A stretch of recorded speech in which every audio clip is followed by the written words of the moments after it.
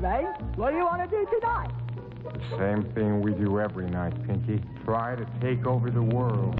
Whatever it takes to get you to try harder, read more, set your goals, and go for it. Here's the next attitude disease.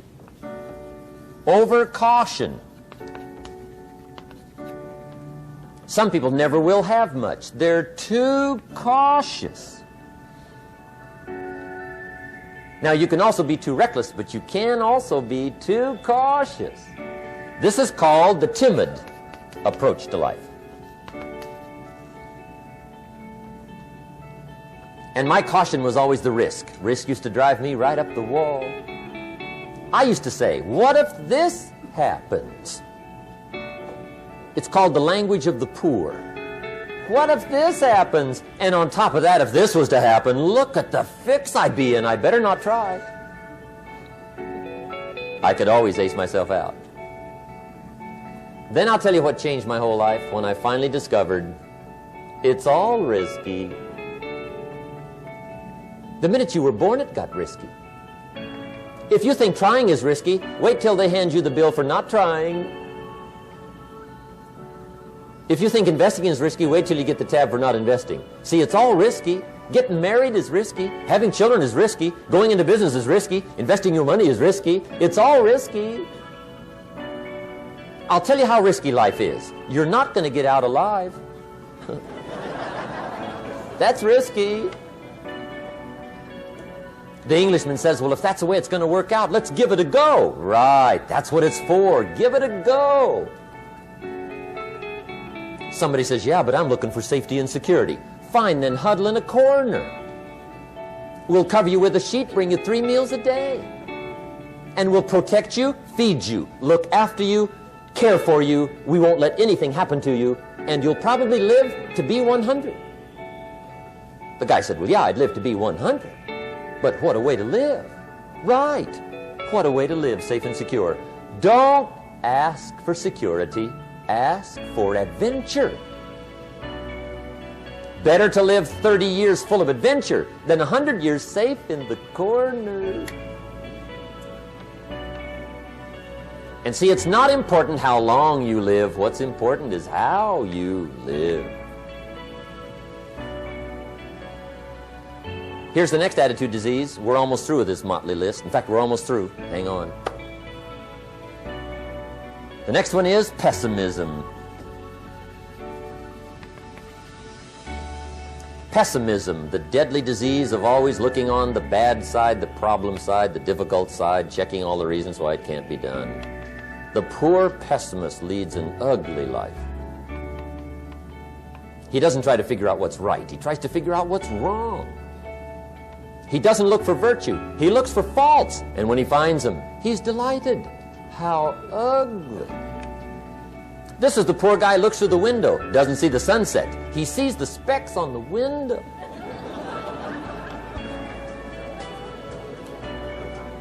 And this is the poor guy, right, who rushes up, takes such leave of his senses. This guy rushes up and he says, I've got 5 good reasons why it won't work. He's so dumb he doesn't know all he needs 1. He's got 5.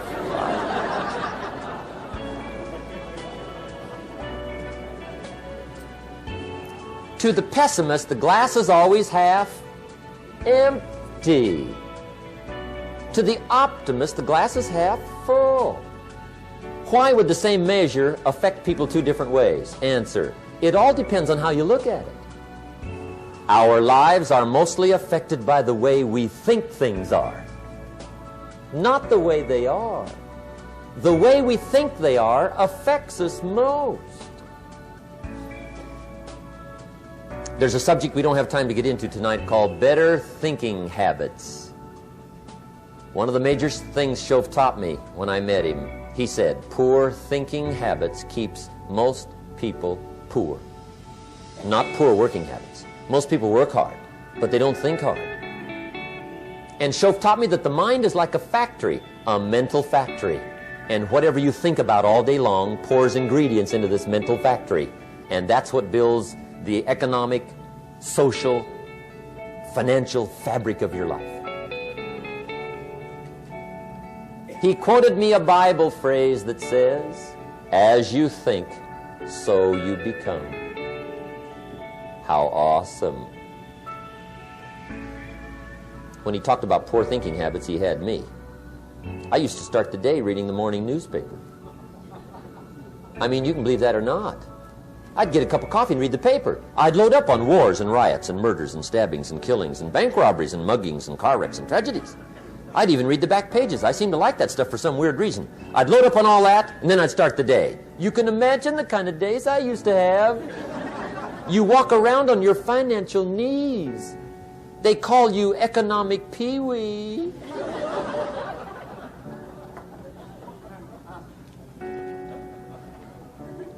The guy says, I want to be a great leader. Wonderful. The first thing we do is follow him to his house. When we get there, we walk in and check his library, number one. Somebody says, well, why check his library? The reason is because what a man reads pours massive ingredients into his mental factory, and the fabric of his life is built from those ingredients. You would not believe what some people have got in their house to read. You would not believe. One of the best dressed up words I know for a lot of it is trash. Can you imagine dumping a barrel of trash into this mental factory every day and coming out with a rich, dynamic, positive life? It can't be done. You might as well try making a cake with cement. The kids back in Danbury, Connecticut, high school, they're asking me questions one day. I'm talking to the kids. Kids got good questions these days. One of them said to me, Mr. Rohn, how do you build the good life? I said, it's simple. It's not easy, but it's simple. Here's how you build anything. Select the right ingredients, keep out the wrong ingredients, and it starts with thought. Everything starts with thought. So you must be wise and careful what you think about, because that starts everything. You got to be wise and careful. I asked the kids, what would happen if somebody dropped sugar in my coffee? They said, well, you'd be okay. I said, what if somebody dropped strychnine in my coffee? They said, well, you'd be dead. I said, correct. Lesson 1. Life is both sugar and strychnine. You gotta be careful. I said, what if my worst enemy drops in the sugar? They said, will you be okay?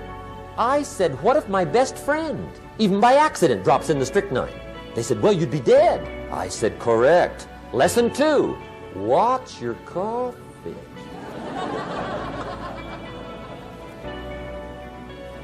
You got to be careful. See, it doesn't matter who hands you the bad stuff.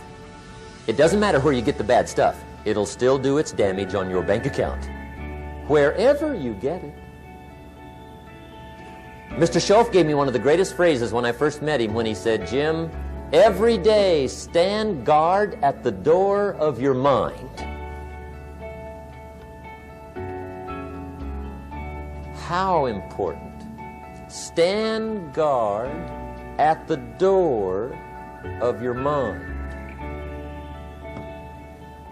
And you decide what goes into your mental factory. Don't let anybody just dump anything they want to in your mental factory, because you've got to live with the results. Okay, here's the last disease, and we're through with this list. In fact, we're almost through. Hang on. The last subject is very brief.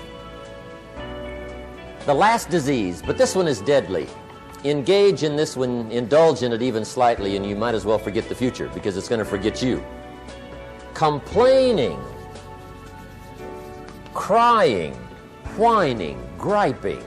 A Bible word called murmuring. See, that'll ace your future. Spend 5 minutes complaining, and you have wasted 5. And you may have begun what's known as economic cancer of the bone. Surely they will soon haul you off into a financial desert and there let you choke on the dust of your own regret. I hope I said that well. so you won't forget. It's a deadly disease. If you don't think it's bad, ask the children of Israel of Old Testament fame. Typical of us all, their story just happened to get in the book. Story says, children of Israel were slaves. God performed a series of dazzling miracles and got them out. And now they're heading for the promised land. Remember the story? Heading for the promised land. Tragedy of the story, they never got there. Reason.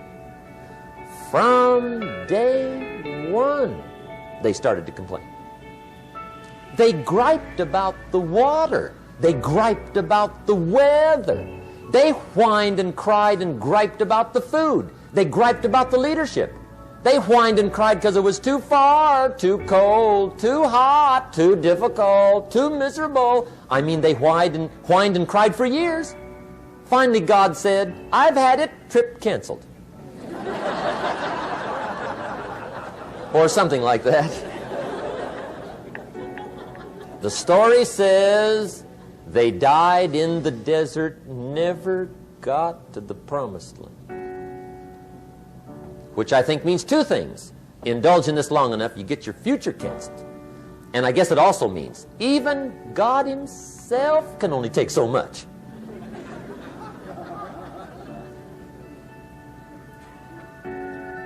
Okay. Just be on the lookout of the things that can destroy all the good you start. The war is on. And this evening, tomorrow, mentally, personally, socially, economically, you got to make sure you're winning the war. And this is part of it.